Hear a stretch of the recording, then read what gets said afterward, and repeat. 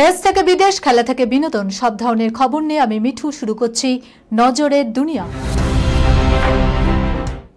জ্বলছে নেপাল, পুজোর মুখে শিখেই পর্যটনের মরশুম শুরু হয়ে গেছে নেপালে। বেশিরভাগ ক্ষেত্রে 6 রাত 7 দিনের প্যাকেজ ট্যুরে নেপাল দেখা।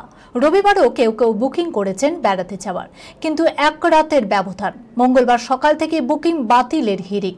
টাকা নষ্ট হলে হোক, কিন্তু নেপাল যেতে চান না পর্যটকেরা।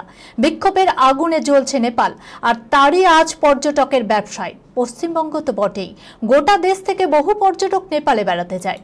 Kathmandu, Pokhara, Nagarkot, Everest base camp, Annapurna পর্বতশ্রেণী, আরও অনেক কিছুই রয়েছে সেখানে বেড়ানোর জায়গা।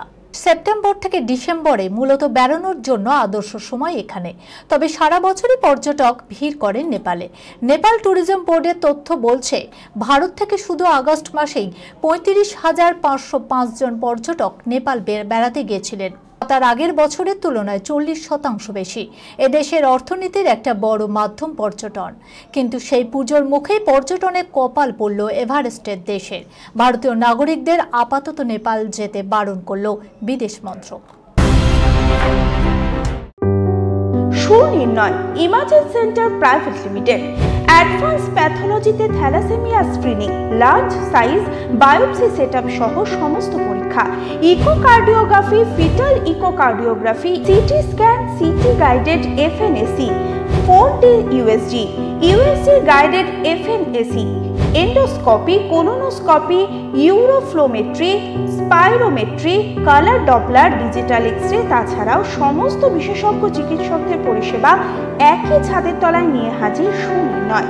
ঠিকানা 126/1 পিলখানা রোড, রানীবাগান, বহরমপুর, মুর্শিদাবাদ।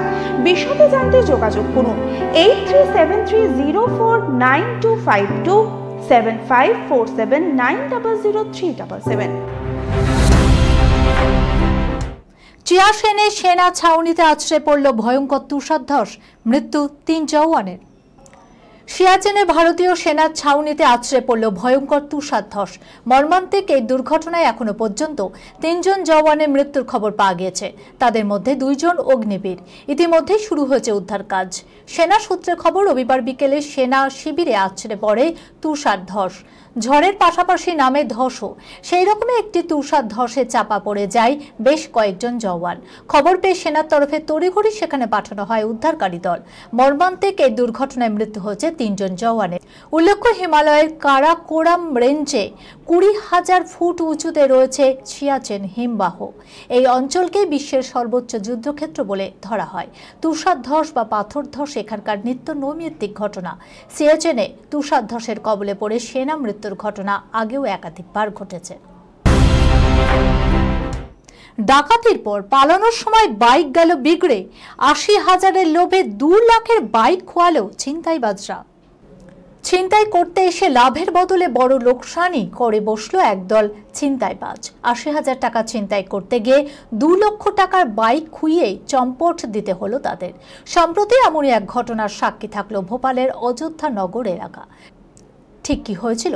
বৃহস্পতিবার রাত 11টা স্থানীয় এক মুদির দোকানের মালিক নীরজ স্কুটারে বাড়ি ফিরছিল। দোকানের বেশ কয়েকদিনের রোজগার বাবদ প্রায় 80,000 টাকা ছিল তার কাছে।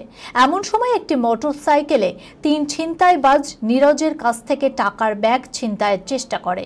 চলন্ত অবস্থায় ধস্তাধস্তির ফলে স্কুটার থেকে পড়ে যায় নীরজ। তার হাত থেকে টাকার ব্যাগটিও ছিটকে পড়লে তা কুড়িয়ে চম্পট দেওয়ার চেষ্টা করে ছিনতাইবাজের দল। আর তখনই শুরু হয় কাহানি মে টুইস্ট। বাইকে চড়ে পালাতে গিয়ে ডাকাতের দল দেখে গাড়ি স্টার্ট নিচ্ছে না। টাকা খুইয়ে হতাশ হয়ে তাকিয়েছিলেন ছিনতাইবাজের দিকে নীরজ। কিন্তু অপরাধীদের এমন বেগতিক পরিস্থিতি দেখে যেন বুকে বল পায় নীরজ। চিৎকার করতে থাকেন এবং তার চিৎকার শুনেই এলাকাবাসীরা ছুটে আসে। না পালালে গণপিটুনি খেতে হতে পারে বুঝতে পেরেই নিজেদের মোটরসাইকেল ফেলে রেখেই দৌড়ে পালালো ডাকাতের দল। ইতিমধ্যেই প্রায় 2 লক্ষ টাকা মূল্যের মোটর বাইকটি উদ্ধার করে নিজেদের হেফাজতে নিয়েছে ভোপাল পুলিশ। সোশ্যাল মিডিয়ায় ঘুরে বেড়াচ্ছে ঐশ্বর্যের অন্তরঙ্গ মুহূর্তের বেশ কিছু ছবি। আদালতের দ্বারস্থ বচ্চন বধূ। এআই এর সাহায্যে তৈরি ঐশ্বর্য রায় বচ্চনের বিভিন্ন অন্তরঙ্গ ছবি এখন নেট পাড়ায় ঘুরছে। বিষয়টি সম্পর্কে অবগত হতেই আদালতের দ্বারস্থ হলেন বচ্চন বধূ। দিল্লি হাইকোর্টের নজরে বিষয়টি এনে আবেদন করেছেন ঐশ্বর্য রায় বচ্চন। ঐশ্বর্যের দাবি, এই ছবি আসল নয়, তা এআই দিয়ে বানানো হয়েছে। এমন ছবি ব্যবহারের অনুমতি তিনি কখনোই কোনোভাবেই দেননি। কেবল তারই নয়, বর্তমানে সোশ্যাল মিডিয়ায় যেভাবে বহু অভিনেত্রীর ছবি ব্যবহার করে বিজ্ঞাপন করার প্রবণতা বেড়েছে, বিভিন্ন ই-কমার্স সংস্থাগুলির মধ্যে তারও প্রতিবাদ করে প্রয়োজনীয় পদক্ষেপের আর্জি জানিয়েছে ঐশ্বর্য রায় বচ্চন। এই খবরের সঙ্গে শেষ করলাম আজকের নজরে দুনিয়া। আপনারা দেখছেন টিভি 24 বাংলা, সংবাদ বিনোদন সারাদিন সারাক্ষণ।